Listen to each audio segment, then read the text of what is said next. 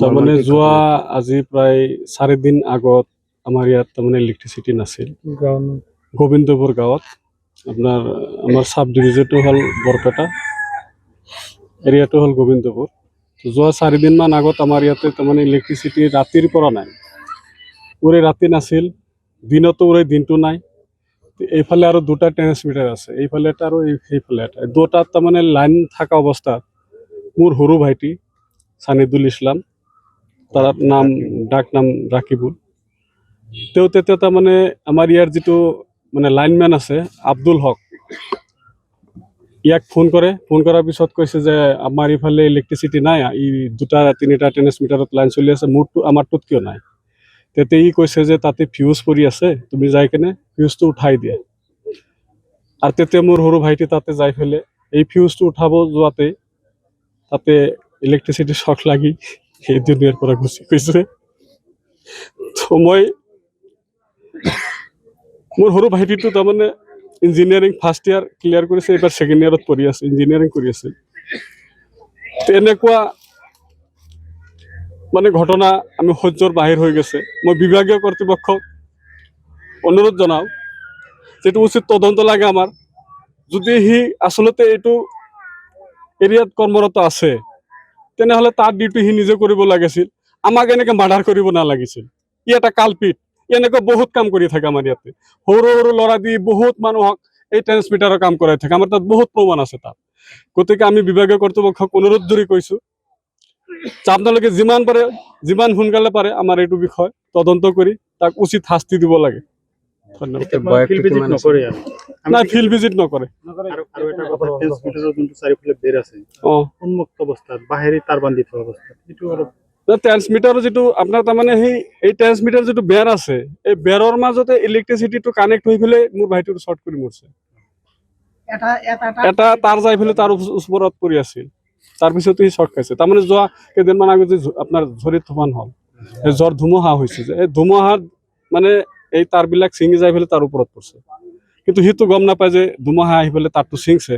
সি যাই ফিউজটো উঠাই দিবা গৈছে আব্দুলে কৈ দিছে তুমি ফিউজটো উঠাই দিয়া লাইনমেন জি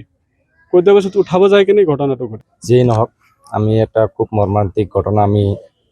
উপলব্ধিত হৈছোঁ আপোনালোকেও শুনা পাইছে আমাৰ সৰু ভাইটি খুৰাকৰ ল'ৰা যোৱাকালি ইলেক্ট্ৰিচিটি শ্বৰ্ট খাই মৃত্যুবৰণ কৰিলে এই মৃত্যুবৰণৰ আঁৰত মোৰ সন্দেহ হৈছে বহুত ৰহস্যজনক লুকাই আছে আজি আমি গাঁও অঞ্চল আমাৰ এইটো গোবিন্দপুৰ চিতুলি আমাৰ গজিয়া মেডিটেৰী ফিটাৰ বুলি কয় আমাৰ ইফালে লাইনমেন কোন কিন্তু আমি জনামতে সদায় আব্দুল হক নামৰ এটা ল'ৰা দি ইফালে কাম কৰাই থাকে এই অঞ্চলৰ সকলোৱে জানে আব্দুল হক লাইনমেন এতিয়া কালি পৰহি ইয়াৰ আগতে ধুমুহা হৈছে ধুমুহা হোৱাৰ পিছত লাইনমেনবিলাকৰ মেইন কৰ্তব্য আগতে সেই অঞ্চলত যাই ফিল্ড ছাৰ্ভে কৰি ধুমুহাৰ ফলত কোনোবা বাঁহ পৰি বা কোনোবা গছৰ ডাল পৰিতো সেইবিলাক তাৰ ছিঙি যাবও পাৰে সেইবিলাক তদন্ত নকৰাকৈ কিয় লাইনটো মাৰিলে এই 2 দিনমান আগত এটা এছটি তাৰ ছিঙি গৈছিল ধুমুহাৰ ফলত আছে কালি এইটো ঘটনা হ'ল আমাৰ ইফালে আপোনালোকে নিশ্চয় তদন্ত কৰিছে আমাৰ মন্দিৰ আৰক্ষী বিষয়াসকল আহিও আমাৰ ইয়াত তদন্ত কৰি গৈছে তাতে কি কৰিছে যেটো ফিউজ আমি শুনা মতে এটা ফিউজ ডাইৰেক্ট কৰি থৈছে এছটি তাৰৰ লগত আমি যেহেতু ইলেক্ট্ৰিচিটিৰ বিষয়ে ইমান নাজানো তেওঁলোকে কোৱা মতে ডাইৰেক্ট কৰি থৈছে ডাইৰেক্ট কৰি থোৱাৰ পিছত যিখিনি এই ট্ৰান্সফৰ্মাৰৰ চাৰিওফালে যিবিলাক এই বেৰ দিয়া আছে জালিৰে লোহাৰ জালিৰে আৰু কাটা তাৰেৰে সেই ফিউজৰ এটা অংশ যায় তাৰ পৰা তাৰখিনি ধুমুহাৰ ফলতে হ'ব বা কিবা হয় তাতে যায় সেইটো লাগি আছে এই মানুহটোক যেতিয়া কৈছে যে তুমি ফিউজটো মাৰি দিয়া তেওঁ তাতে যোৱাৰ লগে লগেই তাতেই শ্বৰ্ট কৰি মানে গৈছে আমাৰ ট্ৰান্সফাৰ কৰি যাবই পৰা নাই তাৰ আগতেই মানে শ্বৰ্ট কৰি গৈছে গোটেইখিনি তাৰৰ মাজত লাইন তথাপি সেই এছটি তাৰৰ পৰা আহি আছে এনেকুৱা কিয় আজি আমাৰ এইটো বিভাগীয় কৰ্তৃপক্ষ এনেকুৱা গাফিলতি কিয় কৰি আছে মানুহৰ মৰণ খেল লৈ কিয় খেলি আছে আজি আমাৰ এই গাঁও অঞ্চলত আজি আপোনালোকে নিজ চকুৰে প্ৰত্যক্ষ কৰিছে আমাৰ ইয়াতে আমাৰ যেটো ঘৰেদি যে আমি যিবিলাক খুঁটি দি আমি ঘৰ দিওঁ সেই খুঁটিৰ মাজত কাঠেদি জইন দি আমি লাইন চলাই আছো আজিকালি দিনত এনেকুৱা চিষ্টেমত লাইন চলে নেকি কোনোবা দিনত গতিকে আমি আপোনালোকৰ জৰিয়তে আমি অসম চৰকাৰৰ এইটো বিভাগৰ মন্ত্ৰী বা বিভাগীয় কৰ্তৃপক্ষত অনুৰোধ জনাওঁ, এইটো আমাৰ সঠিক ন্যায় লাগিব, এইটো সঠিক তদন্ত হ'ব লাগিব। আৰু এই পৰিয়ালে এই মৃত্যুটোৰ বাবে সম্পূৰ্ণভাৱে দায়ী এই বিভাগীয় কৰ্তৃপক্ষ। আজি লাইন আছে আজি নাই, কালিৰ পৰাই লাইন নাই, কালি 4 দিন ধৰি লাইন নাই। কিন্তু আমি লোৱা নাই। আৰু যিহেতু আমি কালি আমাৰ ঘটনাটো হোৱাৰ পিছৰ পৰা যিহেতু আমি আমাৰ আইনগতভাৱে যিখিনি প্ৰচেছ কৰিব লাগে আমি থানাৰ লগতে আমি তাতে ব্যস্ত আছোঁ। এতিয়া যদি বিভাগীয় কোনো মানুহ আহিছে, আমি এতিয়ালৈকে জ্ঞাত নহয়। এতিয়া বিভাগীয় মানুহে